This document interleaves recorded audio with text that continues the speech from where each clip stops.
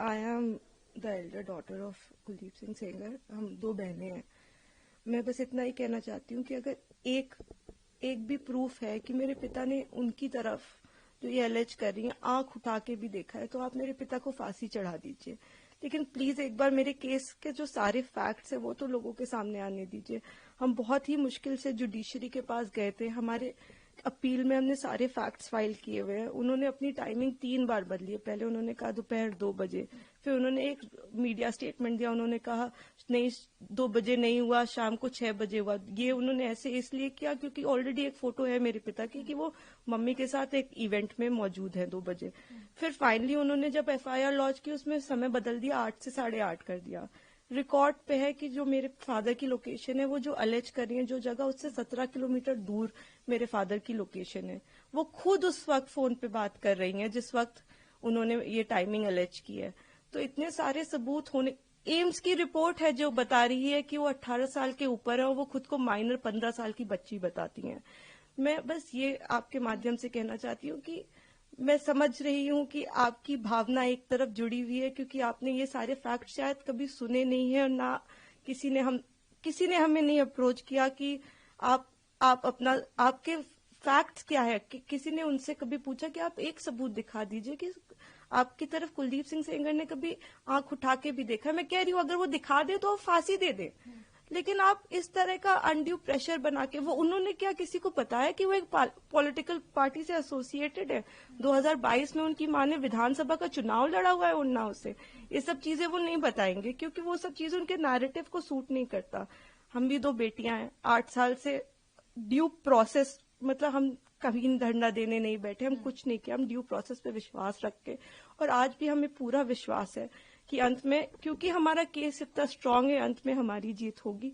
लेकिन 8 साल हो गए। मैं आपसे हाथ जोड़ के विनती करती हूँ कि प्लीज एक बार मेरिट्स पे हमारा केस सुन लिया जाए। हम कोई दरिंदे नहीं है, हम भी नॉर्मल परिवार हैं, और वो हमें कुछ भी पावरफुल बोल ले या कुछ भी कह ले, असल बात तो यही है ना कि 8 साल से इतने सबूत होने के बावजूद वो जेल में बंद है क्योंकि एक बार आपने ऐसा झूठा इल्जाम उन पे लगा दिया।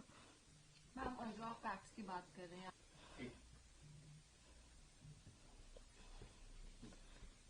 इस केस में इन्होंने स्टेटमेंट्स तो अपने बहुत सारे बदले ही हैं, जो कि आप अगर मुझसे कहेंगे तो मैं आपको डिटेल में प्रोवाइड कर दूंगी। इन्होंने समय 3 बार बदला है। पहले इन्होंने कहा कि दोपहर को 2 बजे कुलदीप सिंह सेंगर ने मेरे साथ रेप किया। उसके बाद इन्होंने कहा नहीं दोपहर के 2 नहीं बज रहे थे, शाम के 6 बज रहे थे। फिर इन्होंने चेंज किया, कहा नहीं ये नहीं हो रहा था, शाम के 8:30 बज रहे थे। जब सीबीआई ने मेरे फादर की लोकेशन निकाली तो उनकी लोकेशन 17 किलोमीटर दूर उनके उन्नाव ऑफिस की पाई गई। सीबीआई ने दूसरे केस में सीबीआई ने जानबूझ के हमें चार्जशीट किया, और उसके बाद जब दूसरे केस में चार्जशीट लगाई तो हमें पता लगा कि हमने जब वो सीडीआर देखे तो हमें पता लगा कि ये तो उस वक्त पे फोन पे बात कर रही थी। तो सीबीआई ने भी जानबूझ के, आई डोंट नो किस प्रेशर में आके, सारे इंस्टीट्यूशंस, लेकिन सीबीआई ने प्रेशर में आके हम पे इनके कहने पे चार्जशीट लगाई। मैं देखिए किसी पे इल्जाम नहीं लगा रही, मैं बस ये कह रही हूँ कि अभी भी ये सारे तथ्य हमारी अपील में मौजूद है। हमारे पास इनका एक रिकॉर्ड है। एक बार हमारी बात प्लीज सुन ली जाए, क्योंकि हम भी बेटियां हैं, 8 साल से इधर उधर भटक रहे हैं। उनके साथ देने के लिए तो बहुत लोग हैं। हम अकेले ही कोर्ट जाते हैं। अगर वो हमें गाली देते हुए भी हमारे बगल से निकल जाती हैं तो उनके पास सिक्योरिटी है, हमारे पास मैडम सिक्योरिटी नहीं है। वो गाली भी देती है तो भी सब कहते हैं कि तुम्हें अपने पापा को निकालना है ना बेटा, तो सीधे देखती रहो, गाली खाती रहो, लेकिन तुम्हें जवाब नहीं देना है। हमने आज तक किसी को जवाब नहीं दिया, यही सोचते हुए, क्योंकि हम प्रोसेस में कि हम हर चीज सही ढंग से करेंगे, हम किसी ऐसे वैसे लोगों के पास नहीं जाएंगे, तो कहीं ना कहीं इतने सबूत है इसमें कि हमें जीत मिलेगी। तो हम उसी का इंतजार कर रहे हैं। हमारी बस हाथ जोड़ के यही कि हम बिल्कुल विश्वास करते हैं, हम सारी संस्थाओं पे विश्वास करते हैं, लेकिन मैं बस इतना प्रे करना चाहती हूँ कि किसी के प्रेशर में आके कोई काम ना हो। आप सबूत देख के काम करिए। अगर सबूतों में हमारे जरा सा भी आपको गड़बड़ लगे तब आप ये काम करिए, लेकिन नहीं है। उनसे कहीं ना वो एक चीज सबूत दिखाए। वो बोलते हैं कि ट्रक वाला जो एक्सीडेंट बताते, कितनी मिस इन्फॉर्मेशन है कि 11 बार कि हो सकता है IIT दिल्ली, CBI, NHRC सारी की एक्सपर्ट टीम बनाई गई थी इसमें, सबने पाया कि वो नेचुरल एक्सीडेंट था। मेरे फादर उस केस से डिस्चार्ज हो चुके हैं, लेकिन आप देखिए आपको कोई मीडिया चैनल नहीं बताएगा कि मेरे पिता उस केस से डिस्चार्ज हो गए थे जिसमें वो कह रही हैं कि लोगों को मरवाया। आज भी आपने यही नैरेटिव बना रखा है कि लोगों को मरवाया। मतलब इतना झूठ, इतना मिस इन्फॉर्मेशन है वहां पे कि मैं बस रिक्वेस्ट करना चाहूंगी, प्लीज किसी तरह का मिस इन्फॉर्मेशन मत फैलाएं। आपके जैसे भी सवाल हो आप मुझसे पूछ लें। आप फादर की डेथ की बात करते हैं, मेरे पिता उस वक्त टाउन में ही नहीं थे, he was not even present in Unnao. ये भी एलिगेशंस लगाए गए हैं।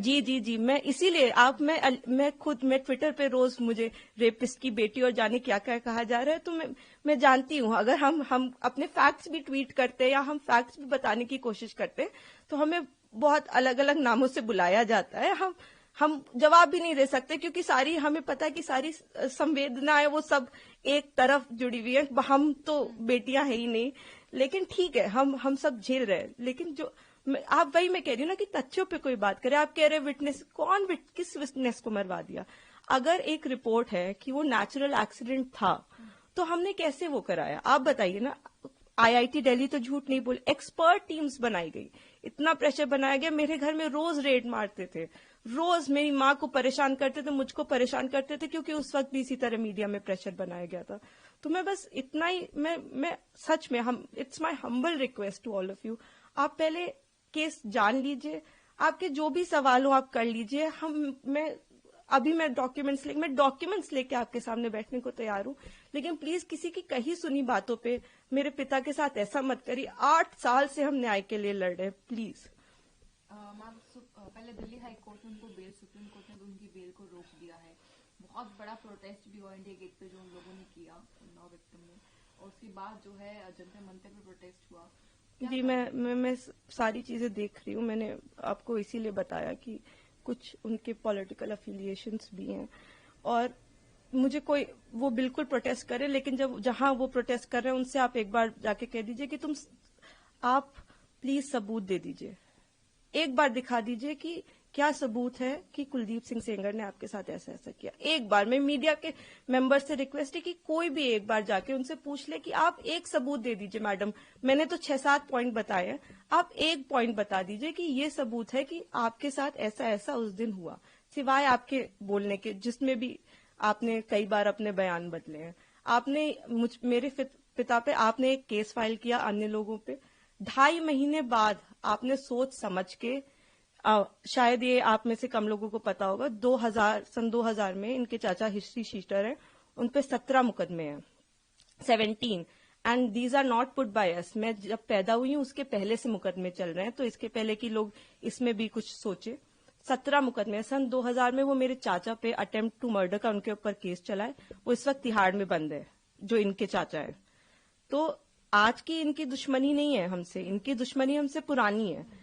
तो बहुत सारे कारण हैं। अगर आप कोई भी मुझसे सवाल पूछना चाहते हैं तो आप मुझसे डिटेल पूछे, मैं सारी सवालों का आपका जवाब।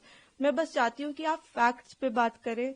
आप एक बार, मैं भावनाएं समझती हूँ सबकी, किसी को भी, मैं खुद एक बेटी हूँ, मुझे ये कहानी किसी बच्ची की सुनाई जाती तो मैं भी शायद ट्विटर पे गालियां ही लिख रही होती, लेकिन उस कहानी में कितना सच है ये जान लीजिए कि दूसरी तरफ भी हैं बेटियां, दूसरी तरफ भी लोग हैं। जिस इंसान को आप इतना बुरा समझ रहे हैं वो नहीं है, वो 2 बच्चियों के, और मैं इसलिए नहीं कह रही कि आप आर्ग्यूमेंट्स वो लेके आए, लेकिन वो भी इंसान, क्या उन्होंने देखा भी आंख से? आप एक प्रूफ दे दीजिए और आप मेरे पिता को फांसी पे चढ़ा दीजिए। मैं कह रही हूं, अगर एक भी सबूत है कि मेरे पिता ने उस लड़की की तरफ आंख उठा के भी देखा है तो आप मेरे फादर को फांसी दें।